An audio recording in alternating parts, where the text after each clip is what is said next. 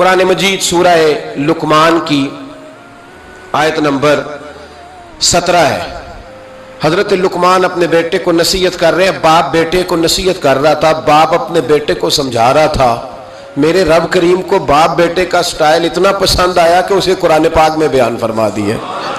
کبھی باپ بیٹے کی گفتگو بھی کسی نے نقل کی ہے, باپ بیٹے کی گفتگو بھی کبھی کسی نے کتاب میں نوٹ کی ہے, لیکن مالک کو اتنا پسند آیا یارو, باتیں باپ بیٹے کی تھیں, اللہ نے قرآن پاک میں نازل فرما دی. یار اتنا خوبصورت تھا باپ بیٹے کا انداز تکلم دیکھیے. باپ بیٹے سے کہتا یا بنیا, اے میرے بیٹے, اے میرے اللہ, نہیں کیا او ادھر آئے نا, یا بنیا, اے میرے, دیکھیں لفظوں کا حسن, اے میرے بیٹے. اپنے حق میں قائل نہیں کیا کہ میں بوڑھا ہو گیا ہوں, بڑی محنت کی, اب تو پیسے کمایا کر, مجھے دیا کر, تجھے نہیں پتا ماں باپ کی. ہم سارا دیہڑی یہی ڈیوٹی کرتے ہیں, سارا دن یہی کام ہے کہ میری قدر کر, باقی سب ٹھیک ہے.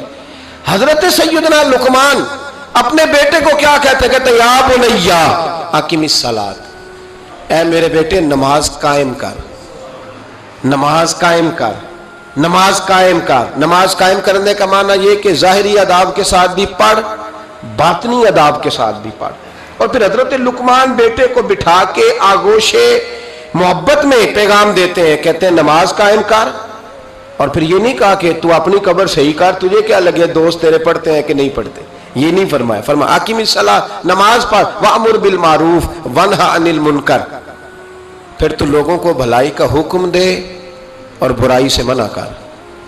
یہ باپ اپنے بیٹے کو نصیحت کر رہا ہے. اور پھر پتہ ہے جب کوئی بھلائی کا حکم دے, برائی سے منع کرے تو اسے تکلیف بھی آتی ہے. پھر اپنے بیٹے کو کہنے لگے وَاصْبِرْ عَلَىٰ مَا أَصَابَكَ, اور اس رستے میں جب تیرے اوپر کوئی مصیبت آئے تو تو نے صبر بھی کرنا ہے. نیکی کا حکم دینے اور برائی سے منع کرنے کے رستے میں جب کوئی مصیبت آئے تو بیٹے تو نے اس پر. اور اب باپ اپنے بیٹے کو نصیحت کرتے ہیں, کہنے لگے بیٹے یہ تو ایسے نہ سمجھا کہ نماز پڑھنا کوئی عام کام ہے, ایسے ہی نہ سمجھنا کہ لوگوں کو بھلائی کا حکم دینا کوئی عام کام ہے. یہ عام کام نہیں.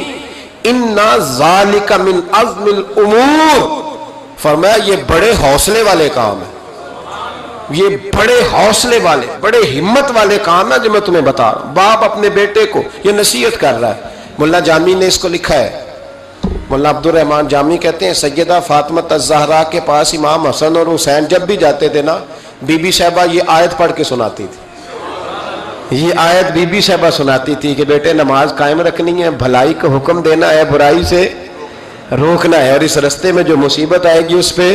اور ان ذالک من عزم الامور, بیٹے یہ معمولی کام نہیں, یہ بڑے عزم والے کام ہیں, یہ بڑے حوصلے والے. ماں جب ان لفظوں میں تربیت کرے, ماں جب کہے, دیکھا نا میرے بھائی, ماں جب سچ کا درس دیتی ہے تو بچہ سچ ہی بولتا ہے. اور اگر اماں کہے کہ بیٹے میں بات کرنے لگی ہوں, تیری دادی کو نہ پتا چلے, یہ پھپھی کے سامنے نہیں کرنی, بلکہ کئی دفعہ اماں کہے ابا ہے نا رات کو تو اس کو نہیں بتانا, اور پھر اماں ٹھیک 15 منٹ کے بعد کہ بیٹا ہمیشہ سچ ہی بولنا, تو سچ بولے گا. کیوں بولے؟ کیونکہ اس لیے کہ اماں نے اسے پہلے بتا دیا ہے کہ سچ یہ بات کرنی نہیں کسی سے, میں کر رہی ہوں پر تو نے کسی سے نہیں کرنی. تو آپ نے 3 لیکچر تو اس کو جھوٹ کے دے دیے. اب اگر آپ اسے کہیں سچ بول تو وہ بولے گا. آپ نے خود کہا کہ بیٹے یہ ٹیلی فون اٹھا, اس بندے کے پیسے دینے, اس فون سن, اس کو کہنا کہ میرے ابا جی فون گھر میں بھول گئے. پھر دروازے پہ دستک ہوئی, آپ اندر بیٹھے تھے, بچے سے کہا کہ جا کے باہر کہہ دو کہ ابا جی گھر میں موجود ہے. پھر آپ نے ٹھیک 1 گھنٹے کے بعد اس کو سچ کا لیکچر دینا شروع کر دیا, بولے گا سچ؟ وہ بھی پھر جائے گا نا جب اپنے دوست کے گھر, تو ٹیلی فون ابا جی کا آئے گا تو دوست کو دے کے کہے گا ابا جی سے کہے کہ وہ ٹیلی فون میرے پاس بھول گیا ہے, کیونکہ یہ آپ نے پٹی پڑھائی ہوئی ہے. یاد رکھیں گھر کے اندر جب تک آپ کا کردار, آپ کا اخلاص, آپ کا درد, حضرت غوث پاک جیلانی پیر بعد میں بنے, عالم بعد میں, اگرچہ پیدائشی ولی تھے, لیکن غوث اعظم کہتے ہیں میں نے سبق استاد کے پاس بعد میں پڑھا, میں نے حضرت ابو سعید مخزومی کے ہاتھ پر بیعت بعد میں ہوا, خلافت بعد میں ملی, سارا کچھ بعد میں ہوا. پہلے دن جب گھر سے نکلا, ابا جی میرے وصال کر گئے تھے, کہتے ہیں میری ماں نے, سید زادی نے مجھے گود میں لیا اور میرا ماتھا چوم کے کہنے لگی عبد القادر ایک وعدہ میرے ساتھ کر, زندگی میں تیری زبان سے جھوٹ نہیں نکلنا چاہیے. तेरी जुबान से झूठ है। और गौसे पाक फरमाते हैं जब मेरी माँ मेरे साथ ये बात कर रही थी तो मेरी माँ रो रही थी, रो रही थी। कभी रो के भी किसी ने नसीहत की है बच्चों को? हजरत गौसे आजम रदी अल्लाह तआला अन्हु फरमाते हैं मुझ पर मेरी माँ की बात तारी हो गई, तारी हो गई मेरी माँ की बात। वो मेरी माँ ने आंसुओं के अंदर लपेट कर जो मुझे तोहफा दिया था ना सच का, वो मेरे जहन पर, दिल पर, रूह पर छा गया। और डाकू जब लूटने आए तो 100 दिनार कपड़ों में सिला हुआ था। वो कभी किसी ने डाकुओं को भी बताया कि पैसे हैं तो ले लो? यहां तो शरीयत भी बड़ी सारी गुंजाइश देती है कि बचाओ अपना माल, लेकिन गौसे आजम रज़ी अल्लाह ताला अन्हु फरमाते हैं माँ ने मुझे आंसुओं में लपेट कर दिया था, लपेट करके सच बोलना है। तो माएँ अजीम हो तो फिर बेटे भी अजीम ही होते हैं। माँ अजीम हो तो बेटा भी फिर अजीम ही होता है। लपेट कर सच का तोहफा दिया था। तो सैयदना गौसे पाक फरमाते हैं जब उन्होंने आके कहा ना कि तेरे पास क्या है, तो मैंने कहा 100 दिनार है।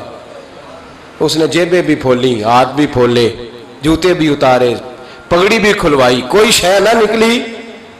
तो कहते हैं वो सरदार के पास ले गया, कहने लगा सरदार ये अजीब बच्चा है, कहता है 100 दिनार है, सारा ढूंढ लिया मिले नहीं, तो ये झूठ बोल रहा है। तो कहते हैं जब उसने कहा ना झूठ बोल रहा है, तो हज़रत गौसे आज़म कहते हैं मुझे जलाल आया, गुस्सा। मैंने कहा खबरदार ये बात ना मेरे साथ आज के बाद करना, मैं झूठ नहीं बोलता, ये मेरे करीब नहीं आ सकता, खबरदार। यहां बच्चों को गुस्सा तब आता है जब मर्जी का बर्गर ना मिले। गौसे आजम को गुस्सा कब आया? खबरदार सारा कुछ कर, आज के बाद ये लफ्ज ना कहना मैं झूठ बोलता हूं। अब्दुल कादर झूठ नहीं बोल सकता, हो ही नहीं सकता। उसने कहा फिर बता पैसे किधर हैं? तो हज़रत गौसे आजम ने बटन खोले और उलट करके कुर्ता कहने लगे मेरी मां ने सिए थे। 12 साल के गौसे पाक, यह एक रवायत है 14 साल। ये हम लोग इसको कहानी समझते हैं, कहानी नहीं भाई। ये वाकया अगर तेरे मेरे सामने हो तो अल्लाह की इज्जत की कसम खाता हूं मैं और आप भी तौबा कर दें, क्योंकि वो वाकया नहीं हो रहा था, वो कैफियत थी, वो तारी था सारा कुछ उस वक्त। गौसे आजम रज़ी अल्लाह ताला अन्हु का ये पैसे 14 साल या 12 साल उम्र मुबारक है। डाकुओं का सरदार कहता मुझे 22 साल डाके मारते हो गए थे, और 14 साल का बच्चा इश्क लगा सी खेड़ा खेड़ दी। 14 साल का बच्चा गौसे आजम ने पलट के दिखा ये पैसे। तो वो डाकुओं का सरदार कहता है कि पता नहीं मुझे क्या हुआ कि बच्चे के जज्बात किस तरह के हैं, अफकार किस तरह के हैं, ख्यालात किस तरह के। कहता कहाँ जा रहे हो? कहा मैं इल्म सीखने बगदाद जा रहा हूँ। तो कहा बेटा दुनिया पैसे छुपाती है, तूने बताया क्यों? तो हजरत गौसे आजम ने पैसे उतार के फेंक के कहने लगे पैसे तो रख, मैं इसलिए बता रहा हूं कि मां से वादा करके आया हूं कि सच बोलूंगा, ले पैसे तुझे दे रहा हूं। डाकुओं का सरदार कहता है बच्चे की उतनी उम्र नहीं जितने मुझे पाप करते साल गुजर गए, पर उस बच्चे का मां से किया हुआ वादा मुझे बदल गया। मैं दौड़ के पीछे गया, मैंने कहा अब्दुल कादर मुझे भी यार बगदाद ही ले चल। कहा वहां क्या करना है? कहा जिस उस्ताद के पास तू आगे बैठ के पढ़ेगा मैं उसके पीछे बैठ जाया करूंगा, चलो बुढ़ापे में मैं भी को रट्टा लगा के कुरान और सुन्नत सीख जाऊंगा। तो कहते हैं तुझे क्या हुआ? कहने लगे अब्दुल कादर तू मां से किया हुआ वादा नहीं तोड़ता, मैं रब से किए हुए वादे तोड़ रहा हूं, तौबा मेरी। डाकुओं से कहने लगे जाओ कोई सरदार और बना लो, मुझे तो मां बेटे का रिश्ता जीत गया है, ये मां बेटे का रिश्ता मुझे जीत के ले गया, मैं जीत गया मां बेटे के रिश्ते में, ये मुझे फतह कर गए, तुम कोई और सरदार बना लो। तो 22-23 डाकू थे, पीछे आके बैठ कहने लगे सरदार अगर गुनाह इकट्ठे किए हैं तो नेकियों में अकेला तो ना छोड़। ओ भाई मां बेटे का रिश्ता और मां बेटे की तरबियत, तो 14 साल का बच्चा तौबा करा जाता है। पर मुसीबत यह है कि हम वो माएँ तैयार करने में कामयाब नहीं हो सके, लेकिन हमने सदा नाकाम नहीं रहना, माएँ तैयार करनी है। माएँ तैयार ये वाला मुतालबा ना बीवी से करते हैं कि मेरी बीवी फटाफट सही हो जाए, बेटी से करें ये मुतालबा, बहन पर करें ये मेहनत, ये वाली मेरे हजरत खुनसा रदी अल्लाह ताला अन्हा, जनाब खुनसा हुजूर की एक सहाबियाँ हैं, इन्होंने बाद में कलमा पढ़ा। दौरे जालियत में इनका एक भाई कत्ल हो गया था। इन्होंने अपने भाई के जाने पर, कत्ल होने पर एक मरसिया कहा था। वो मरसिया इतना मशहूर था कि जहां भी पढ़ा जाता लोग अपना कोई जाने वाला याद करके رونے لگ جا. ہمارے ہاں تو اب نعت خانوں نے رواج بنایا نا, جس کے گھر میں کوئی فوتگی ہوتی ہے اسے اور زیادہ رلاتے ہیں. میاں صاحب تو شعر لکھ گئے تھے, کوئی یہ تو نہیں انہوں نے کہا تھا کہ سارے کلاتے ہی پڑے اجے. انہوں نے تو شعر لکھا تھا نا, باپ مرے تے سر ننگا ہوندا تے پائی مرن تے کنڈ خالی تے ماما بعد محمد بخشا کون کرے رکھوالی. اب اس کو پتہ ہے اس پہ روئیں گے بھی زیادہ, نوٹ بھی زیادہ دیں گے, تو ہر جگہ جا کے نا بات یہی چھیڑ دیتا ہے.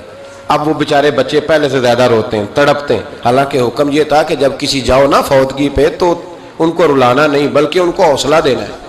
نعت خانوں کی بات ہوئی ہے تو آپ نے بڑا غور سے دیکھا ہے میری طرف, میں اور آپ بھی ایسے ہی کرتے ہیں. وہ جائیں گے نا تو پوچھیں گے یہ بچہ اس کا, یہ جو فوت ہو اس کا یہ بچہ, او ہو بیچارہ دیکھو نا چھوٹا سا تھا, اماں چلی گئی, بڑا مشکل ہے یتیموں کے لیے. تو یتیم چارہ نفسیاتی مریض بن جاتا ہے. وہ کہتا ہے بالکل چاچا صحیح کہہ رہا ہے, یتیموں کے بڑے برے حال ہوتے ہیں. اس طرح کر کے ہم نفسیات کمزور کرتے ہیں بچوں کی. حالانکہ بتانا چاہیے بیٹے فکر نہ کر, میرے نبی پاک بھی تو یتیم ہی پیدا ہوئے تھے نا, تو سارے یتیموں پر حضور کا سایہ ہے. بجائے حوصلے دینے کے ہم اور کمزور کرتے ہیں, اور زیادہ کمزور کرتے ہیں, اور زیادہ لوگوں کو تکلیف دیتے ہیں. تو قصیدہ جناب خنساء رضی اللہ تعالیٰ عنہ کا بڑا مشہور تھا, عربی قصیدہ لکھا تھا انہوں نے. کسی کے ہاں بھی کوئی انتقال کر جاتا تو ان کا وہ عربی قصیدہ پڑھا جاتا, اور جب وہ قصیدہ پڑھا جاتا تو لوگ دھاڑے مار مار کے روتے, دھاڑے مار مار کے. حالانکہ رونا رلانا اتنا اہم کام نہیں جتنا کسی کے دل کو تسلی دے دینا اہم کام ہے.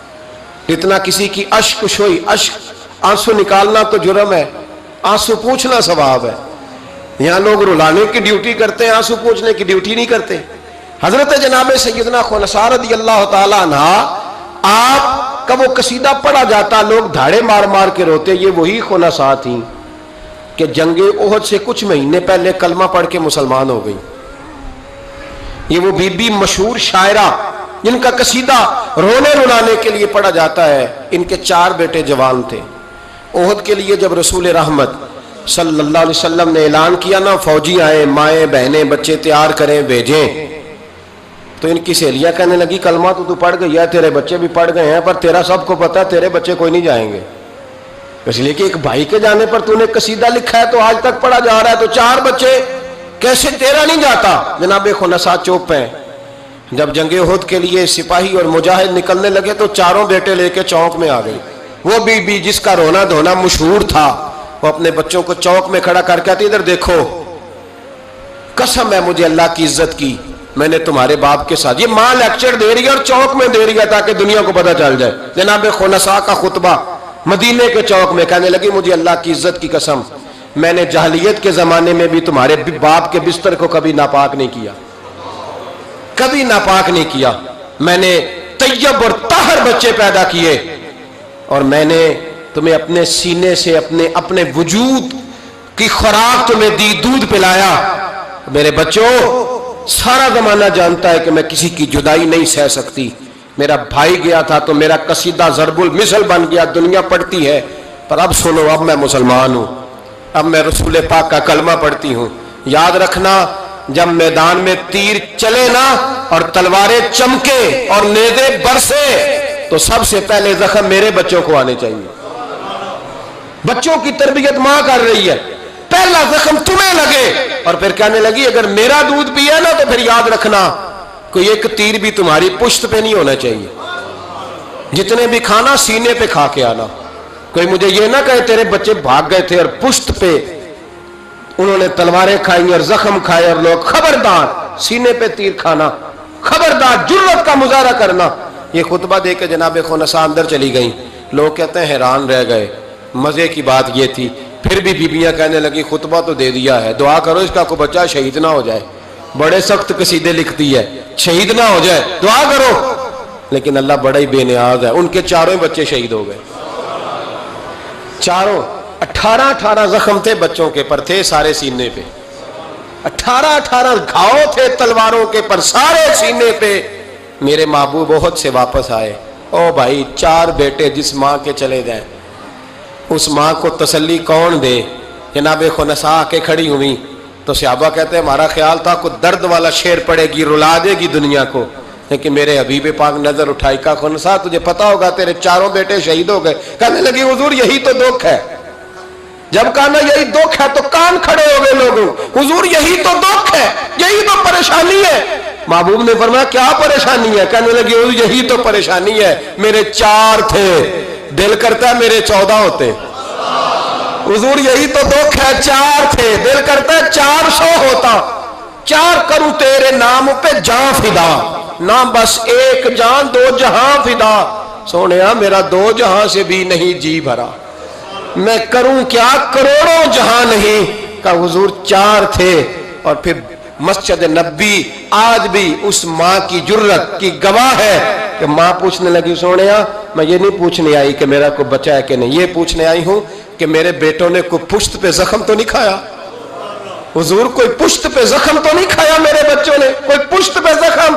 تو رسول پاک نے فرمایا خنسا تیری جرت کو اللہ قبول فرمائے، تیرے بچوں نے جتنے بھی زخم کھائے ہیں سینوں پہ کھائے۔ میں نے کہا مائیں عظیم ہو تو بچے بھی عظیم ہوتے ہیں، اور اگر ماں کسی کے سائے کا اندھیرا دیکھ کے ڈر جائے تو بچوں میں جرت کیسے آئے گی؟ بچے کربلا کے میدان میں کیسے جائیں گے؟ بچے کس طرح میدانوں میں